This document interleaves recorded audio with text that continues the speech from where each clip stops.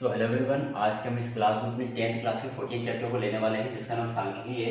और सांख्यिकी का एक बहुत इंपॉर्टेंट टॉपिक है समांतर माध्य ज्ञात करना। ठीक है, कि समांतर माध्य हम किस तरीके से फाइंड करते हैं। देखो, हालांकि समांतर माध्य ज्ञात करने के जो माध्य ज्ञात करने का जो तरीका होता है वो 3 प्रकार का होता है। ठीक, सो जनरली इस चैप्टर से कुछ क्वेश्चंस आते हैं जिसके अंदर हमें माध्य ज्ञात करना होता है। ठीक है, आपको बारंबारता वगैरह दी होती है, वर्ग अंतराल दिया होता है और आपको क्या ज्ञात करना होता है, माध्य ज्ञात करना होता है। ठीक है, अब माध्य ज्ञात करने के भी 3 अलग अलग तरीके होते हैं, 3 अलग अलग फॉर्मूले होते हैं, तो हम उसके ऊपर बाद में चर्चा करेंगे। अभी हम लोग सबसे मेन जो सबसे सिंपल या जो फर्स्ट टॉपिक हमारा होता है माध्य ज्ञात करने का, जिसको हम प्रत्यक्ष विधि बोलते हैं या डायरेक्ट मेथड भी बोलते हैं, और इसके जो 3 टाइप्स हैं उसके बारे में भी हम लोग अपनी नेक्स्ट वीडियो में चर्चा करेंगे।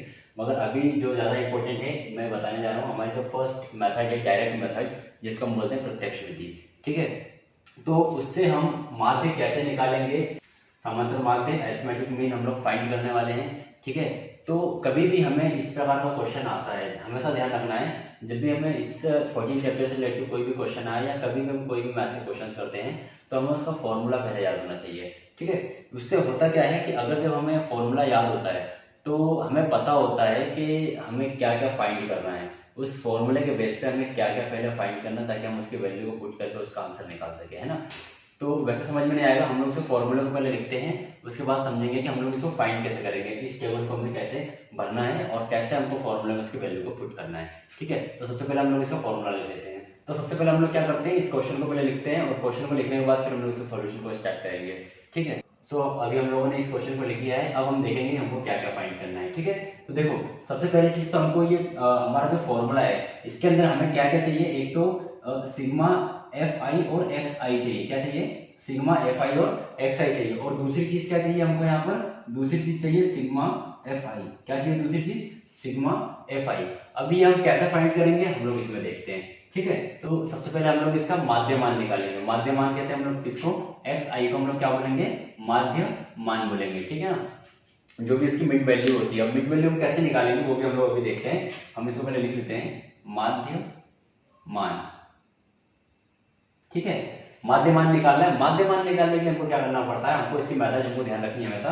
देखो, जब भी आप एक्स आई निकालोगे यानी कि इसका माध्य मान निकालोगे तो हमें क्या करना पड़ता है, जो भी वर्ग अंतराल होता है, जो भी हमारा क्लास साइज होता है, उन दोनों को प्लस करना होता है। क्या करना होता है, प्लस करना होता है। 4 + 7 और बाय 2 कर देना होता है। क्या करना होगा, इन दोनों को, जो भी हमारा वर्ग अंतराल है इसको हम पहले जोड़ेंगे, जोड़ने के बाद हम क्या कर देंगे, 2 से डिवाइड कर देंगे। जैसे हम 2 से डिवाइड करेंगे तो हमारा आंसर क्या आ जाएगा, देखो 7 4 कितना हो गया, 11/2 हो गया। अब हमको क्या करना है, इसको डिवाइड कर देना। तो 2 एकम 2 और 2 पंजे 10। देखो यहाँ पे क्या बच रहा है, 1 बच रहा है, 11 था 1 बच रहा है। तो जैसे हम यहाँ 0 बढ़ाएंगे यहाँ पे क्या लग जाएगा, दशमलव लग जाएगा। उसके बाद हम क्या कर देंगे, फिर अगेन 2 पंजे 10। तो हमारी पहली वैल्यू क्या निकल के आ गई, हमारा पहला मध्यमान क्या निकल के आ गया, 5.5। अब इसी तरीके से हमें करना है, बाकी को भी फाइंड कर लेना है। तो वो मैं भी फटाफट कर देता हूँ और आप लोग इसको बाद में करके देख लेना।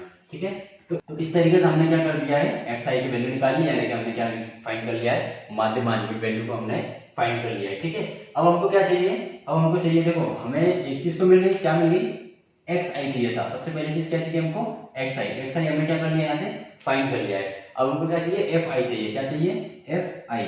ठीक है, तो एफ आई के लिए हम लोग क्या करेंगे, देखो एफ आई हमारे पास यहाँ पे पहले से मिला हुआ है, मतलब कि ये एफ आई हमें क्या मिलेगा, क्वेश्चन में मिलेगा आपको। एक तो ये वर्ग अंतराल मिलेगा, दूसरा बारंबारता मिलेगा। बारंबारता को हम क्या बोलते हैं, फ्रीक्वेंसी बोलते हैं, जिसको हम एफ आई से डिनोट करते हैं। और वर्ग अंतराल से हम क्या करेंगे, मिड वैल्यू निकाल लेंगे, यानी कि माध्य मान निकाल लेंगे इसका। तो इस तरीके से हमको इसकी पूरी पूरी वैल्यू मिल जाएगी।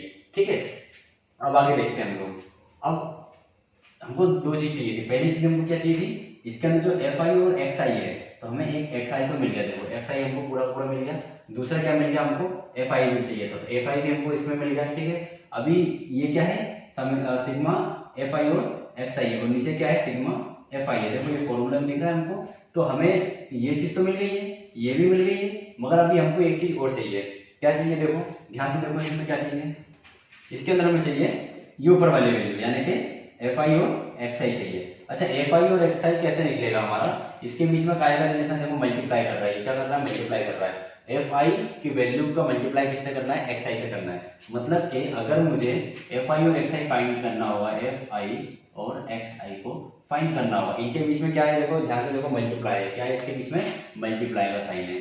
ठीक है, तो एफ आई एक्स आई हमको फाइंड करना है। उसके लिए हम क्या करेंगे, जो एफ आई की वैल्यू है उसका मल्टीप्लाई कर देंगे एक्स आई की वैल्यू से। क्या करेंगे, एफ आई की वैल्यू का मल्टीप्लाई हम किससे कर देंगे, एक्स आई की वैल्यू से कर देंगे। क्यों, क्योंकि हमारे पास ये जो फॉर्मूला है वो यही है, F I into x I. तो एफ आई की वैल्यू ये हो गई, एक्स आई की वैल्यू ये हो गई। जब हम इन दोनों को मल्टीप्लाई कर देंगे, यानी कि मैं करके बताता हूँ आपको, मतलब कि देखो एफ आई है और ये एक्स आई है। देखो एफ आई इंटू एक्स आई, ठीक है। एफ आई कितना है हमारे पास 5 है, इंटू एक्स आई कितना है 5.5। दोनों का जब हम मल्टीप्लाई करेंगे तो 27.5 आ जाएगा, ठीक है। क्या आ रहा है 27.5 आ रहा है, तो यहाँ पर ये 27.5 ये आ गया, ठीक है। तो इसी तरीके से हम जब इसको निकालेंगे तो इन दोनों को भी हम जब सॉल्व करेंगे, दोनों को मल्टीप्लाई करेंगे तो ये निकल आएगा, इन दोनों को मल्टीप्लाई करेंगे तो ये निकल आएगा, इन दोनों को मल्टीप्लाई करेंगे तो ये निकल आएगा। तो मैं अभी इसका आंसर लिख देता हूँ सीधे सीधे। क्या तो ये आ गया, इसका ऐसे मल्टीप्लाई किया तो ये आ गया, इसका ऐसे मल्टीप्लाई किया तो ये आ गया। अब फाइनली हमारे पास क्या क्या मिल गया है, एक एफ आई मिल गया है, एक एक्स आई मिल गया है, और अभी क्या मिल गया हमको, एफ आई एक्स आई भी मिल गया है। मैं इसको भी ब्लू कलर से कर देता हूँ, है ना।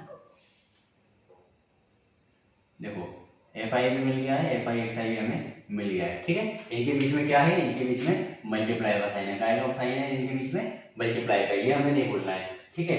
अब फाइनली हमें एफ आई भी मिल गया, एक्स आई भी मिल गया और एफ आई एक्स आई भी मिल गया। अब हमें चाहिए क्या, हमें एग्जैक्टली क्या चाहिए, हमें वो देखना है, ठीक है। हमें जो इस फॉर्मूले में चाहिए, इस फॉर्मूले में हमको एफ आई एक्स आई नहीं चाहिए, हमें एफ आई एक्स आई का सिग्मा चाहिए, हमें सिग्मा एफ आई एक्स आई है। अच्छा सिग्मा का मतलब क्या होगा, जहां पर भी आपको ये सिग्मा दिखे वहां पर आप समझ लेना हमको क्या करना है, सम करना है, यानी कि क्या करना है हमको, योग करना है। योग किसका करना है हमको, अगर यहाँ पर बोल रहा है एफ आई एक्स आई का सिग्मा बोल रहा है, एफ आई एक्स आई का सिग्मा बोल रहा है, तो जो एफ आई एक्स आई की जो वैल्यू है इन सबको जब हम टोटल करेंगे तो ये यहाँ पे इसका सिग्मा निकल जाएगा, ठीक है। और जहां पर एफ आई का सिग्मा बोल रहा है तो एफ आई कहां पर है, यहाँ पर है। तो एफ आई मैंने क्या बताया, सिग्मा मतलब योग यानी कि सम। तो हम क्या कर देंगे, सम ऑफ एफ आई कर देंगे, यानी कि एफ आई का योग कर देंगे। इनको जोड़ने के बाद जो आंसर आएगा वो इसका सिग्मा हो जाएगा, इनको जोड़ने के बाद जो आंसर आएगा वो क्या हो जाएगा, इसका सिग्मा हो जाएगा। जैसे ये वैल्यूज आ जाएगी हम इसको क्या करेंगे, फॉर्मूले में पुट कर देंगे और सॉल्व करके उसका आंसर निकाल लेंगे। चलो आप करते हैं, ठीक है। तो अभी हम लोग क्या करेंगे, इस पूरे को जोड़ेंगे, ठीक है, सिग्मा ऑफ एफ आई और sigma of F I X I. तो इसको हम जब जोड़ेंगे तो 5 8 8 और 9 9 10 कितना हो गया हमारे पास, ये हो गया हमारा 28, ठीक है। कितना आया हमारे यहाँ पे 28 आ गया। तो सिग्मा ऑफ एफ आई कितना हो गया हमारा 28 आ गया। और फिर जब हम इनको जोड़ेंगे तो इनको जोड़ने से क्या आएगा हमारे पास आएगा 362। क्या आएगा 362, ये हमारे पास। अब देखो हमें क्या चाहिए था, एक एफ आई एक्स आई चाहिए था, जो कि हमको मतलब सिग्मा एफ आई एक्स आई चाहिए था, वो हमें मिल गया, और सिग्मा ऑफ एफ आई चाहिए था, तो ये हमको ये भी मिल गया। अब हम क्या करेंगे, इन वैल्यूज को उठाकर कहाँ पुट कर देंगे, हमारे फॉर्मूले में पुट कर देंगे। तो पहले हमारे पास वी हैव, हम इसको सिस्टमेटिक कर लेते हैं। सो वी हैव, क्या है हमारे पास, देखो हमें एक तो मिल गया F I is equal to 28 and F I X I is equal to 362, ठीक है। अब हमें क्या करना है, इनको उठाकर सीधे सीधे इनके फॉर्मूले में पुट कर देना है, ठीक है। अब हम इसको इधर सॉल्व करेंगे, तो हम लोग इसको फॉर्मूले को लिख लेते हैं। देखो समांतर माध्य जब हम निकालेंगे तो इसको हम शॉर्टकट में लिखते हैं एक्स बार, किससे डिनोट करते हैं, एक्स बार से। X bar is equal to क्या हो जाएगा, sigma F I X I upon में सिग्मा एफ आई, ठीक है। वैल्यू हमारे पास मिल गई हमें, sigma X I F I और एक्स आई की वैल्यू कितनी है 362 है, अपॉन में क्या चल रहा है, सिग्मा एफ आई चल रहा है, एफ आई की वैल्यू कितनी है 28 है। हम इसको काट देंगे, क्या कर देंगे, इसको काट देंगे। सबसे पहले क्या कर देंगे, देखो इसके आगे में भी सम है और इसके आगे में भी सम है, तो ये दोनों वैल्यूज क्या चले जाएंगे, 2 से चले जाएंगी। तो 2 एकम 2 और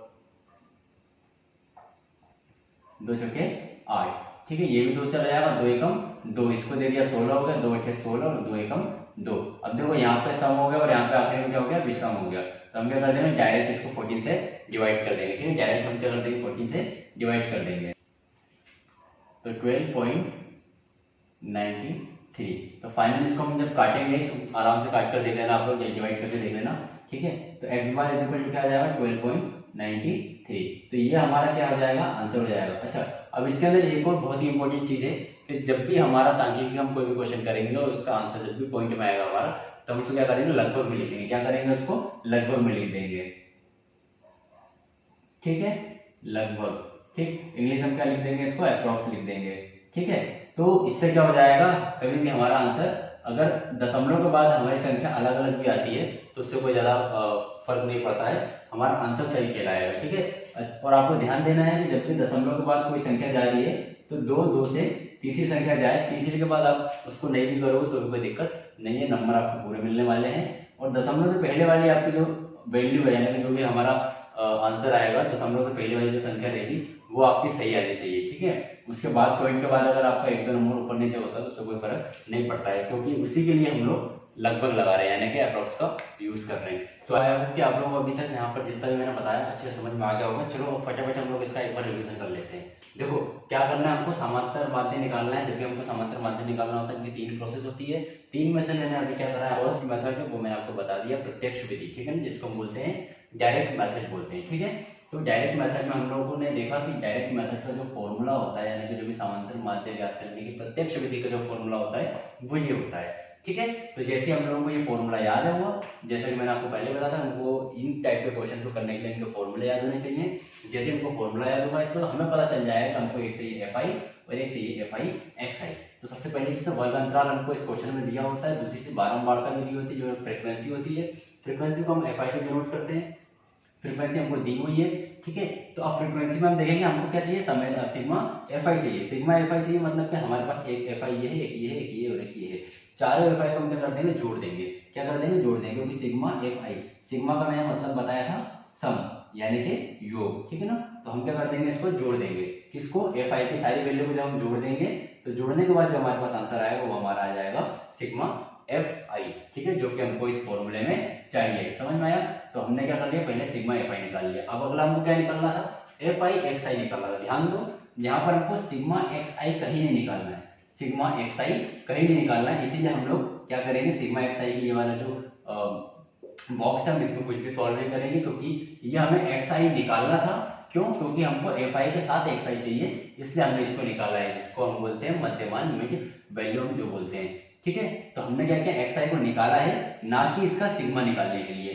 क्या निकालना है हमको, इसके साथ निकालना है वैल्यू को, इसीलिए हमने इसको फाइंड किया है, ये हमें नहीं निकालना है, इसीलिए हमने क्या किया है कि सिग्मा एक्स आई के जो ब्लॉक है, जो बॉक्स है, उसको हमने क्या कर दिया, छोड़ दिया है खाली। अब हम क्या करेंगे, एफ आई एक्स आई निकालेंगे। एफ आई एक्स आई निकालने के क्या करेंगे, हमारे पास फ्रीक्वेंसी दी हुई है और मिड वैल्यू हमने निकाल दी है। अब इन दोनों की जो मल्टीप्लाई हो रहा है तो हम क्या करेंगे, दोनों को मल्टीप्लाई करेंगे तो हमारा आंसर आ जाएगा। यानी कि अगर मैं इसका और इसका मल्टीप्लाई करूंगा तो ये आंसर आ जाएगा, इसका और इसका मल्टीप्लाई करूंगा तो ये आंसर आ जाएगा, इसका इससे मल्टीप्लाई करूंगा तो ये आ जाएगा, और इसका इससे मल्टीप्लाई करूंगा तो ये आंसर आ जाएगा, ठीक है। जैसे हमारे आंसर आएंगे हम देखेंगे एफ आई और एक्स आई की वैल्यू हमारी निकल गई है। एफ आई एक्स आई की वैल्यू निकलने के बाद हमें क्या निकालना है, सिग्मा एफ आई एक्स आई निकालना है। तो सिग्मा एफ आई एक्स आई निकालूंगा तो क्या करूंगा, अगेन मैं सम कर दूंगा, तो इसको इसको इसको और इसको, जो चारों वैल्यूज निकली हमारी इस कॉलम में, हम इसको क्या कर देंगे, ऐड कर देंगे। जैसे हम ऐड कर देंगे हमारे पास क्या निकल के आ जाएगी, ये वाली वैल्यू निकल कर आ जाएगी, ठीक है। अब हमें क्या मिल गया, एक एफ आई मिल गया और एक एफ आई एक्स आई मिल गया। इन दोनों की वैल्यू हमको क्या करना है, इस फॉर्मूले में उठाकर पुट करना है, ठीक है। तो इसकी जगह पर हमने ये वैल्यू डाल दी, इस जगह पे ये वाली वैल्यू डाल दी, और हमने क्या कर दिया, 28 को 362 से डिवाइड कर दिया। जैसे हम इसको डिवाइड करते हैं, डिवाइड करने के बाद हमारा जो आंसर आता है वही हमारा आंसर होता है, ठीक है। दशमलव के पहले वाली जो संख्या है वो आपकी एक्यूरेट आनी चाहिए, उसके बाद वाली जो संख्या एक दो पॉइंट ऊपर नीचे आ रही है कोई दिक्कत नहीं है, इसीलिए हम लोग क्या कर रहे हैं, लगभग का यानी कि अप्रॉक्स का यूज कर रहे हैं, ठीक है। सो अब अभी तक भी आपने मेरा चैनल सब्सक्राइब नहीं किया है, बेल आइकन नहीं क्लिक किया है, तो अब आप लोग अब इस चैनल को सब्सक्राइब करिए, इस चैनल को आगे शेयर करिए, अपने फ्रेंड्स को शेयर करिए, ताकि उनको भी ये वीडियोस मिलती रहें, उनको भी इस तरीके से, इजी तरीके से और अच्छे डीप तरीके से उनको भी सारे क्वेश्चन समझ में आए, ठीक है। सो मिलते हैं हम लोग अपनी नेक्स्ट वीडियो, तब तक के लिए बाय बाय।